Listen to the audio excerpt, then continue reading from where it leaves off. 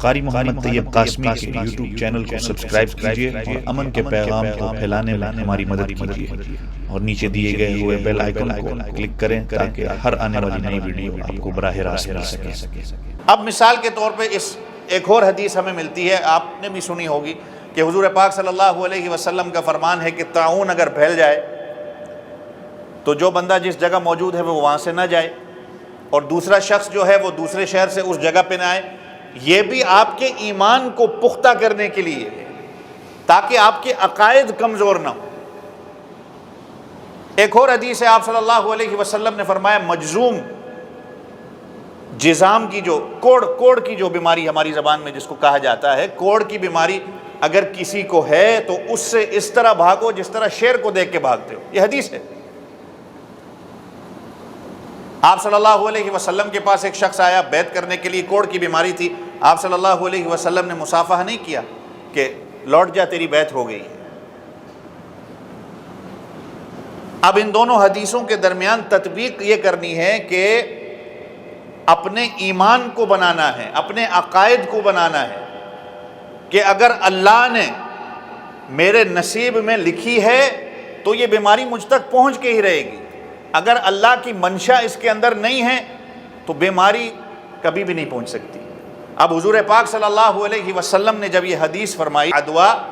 کہ کوئی بیماری متعدی نہیں ہوتی، تو ایک اعرابی صحابی، ایک دیہاتی صحابی کھڑے ہوئے اور آپ صلی اللہ علیہ وسلم سے فرمایا کہ اللہ کے رسول صلی اللہ علیہ وسلم، بعض اوقات ایسا ہوتا ہے کہ ہمارے ہاں اونٹ کو خارش لگ جاتی ہے اور ہم اس اونٹ کو اچھے اونٹوں میں لے کے آتے ہیں، جو صحیح سالم اونٹ ہوتے ہیں، اس ایک اونٹ کے آنے کی وجہ سے باقی سارے اونٹوں کو بھی خارش لگ جاتی ہے۔ تو اللہ کے رسول صلی اللہ علیہ وسلم کا جواب، آپ صلی اللہ علیہ وسلم نے فرمایا پھر مجھے یہ بتاؤ کہ سب سے پہلے اونٹ کو جو خارش لگی تھی وہ کہاں سے لگی ہے؟ جو سب سے پہلے اونٹ کو خارش لگی تھی وہ کہاں سے لگی؟ اس کو تو اللہ کی طرف سے لگی نا۔ تو ان دونوں حدیثوں کے درمیان تطبیق یہ ہو گیا کہ میں اور آپ تو کمزور ایمان والے ہیں، حفاظتی تدابیر یہ ہمارے لیے ضروری ہے، حفاظت اپنی کرنا، کہ اگر طاعون کی بیماری ہے، ایک بندے سے کہا گیا کہ جس جگہ تو ہے وہاں سے دوسرے شہر کی طرف نہ جا، اگر وہ دوسرے شہر کی طرف چلا جاتا ہے تو اس کے ذہن میں یہی بات آئے گی کہ میں بچ گیا ہوں، اسی وجہ سے بچا ہوں کہ میں یہاں سے نکلا ہوں، میں نہ نکلتا تو شاید میں مر جاتا۔ اور اگر کوئی دوسرے شہر سے اس طاعون والے شہر کے اندر آ جاتا ہے اور اگر خدا نخواستہ اس کو موت ہو جاتی ہے تو میں نے اور آپ نے تو یہی کہنا ہے کہ اچھا تھا کہ یہ اپنے ملک میں ہی رہتا، یہ یہاں آ گیا ہے، اگر یہ یہاں نہ آتا تو اس کو موت نہ آتی۔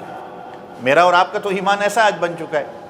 حالانکہ صحیح سالم بندہ بھی ہو موت تو اس کو بھی آنی ہے، جہاں اللہ نے اس کی موت لکھی ہے، وہ چاہے کورونا سے مرے گا یا وہ چاہے کسی اور بیماری سے مرے۔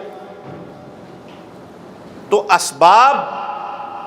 کا اختیار کریں، حفاظتی تدابیر بالکل ہیں، لیکن لا عدویٰ ولا طیرہ ولا ہامہ، حضور پاک صلی اللہ علیہ وسلم نے فرمایا نہ بیماری متعدی ہے، نہ فعال نکالنا کہ جانور کو اڑایا تو جانور کس جہت میں اڑتا ہے، اس جہت میں جاتا ہے دائیں طرف یا بائیں طرف جاتا ہے تو آج اس کا مطلب ہے میرے گھر کے اندر یہ برکت ہوگی، جانور دوسری جہت کی طرف جاتا ہے تو آج میرے گھر کے اندر نحوست آئے گی۔ یہ مشرکین مکہ ایام جاہلیت میں بھی سفر کو خالی سمجھتے تھے کہ یہ سفر کا جو مہینہ ہے یہ بلاؤں کے اترنے کا مہینہ ہے، یہ خالی مہینہ ہے، اس لیے وہ اس کو کہتے تھے سفر۔ ہمارے بزرگان دین نے اس لیے ان مہینوں کے اندر ان کی صفت ایک ساتھ لگا دی، محرم الحرام، حرمت والا مہینہ۔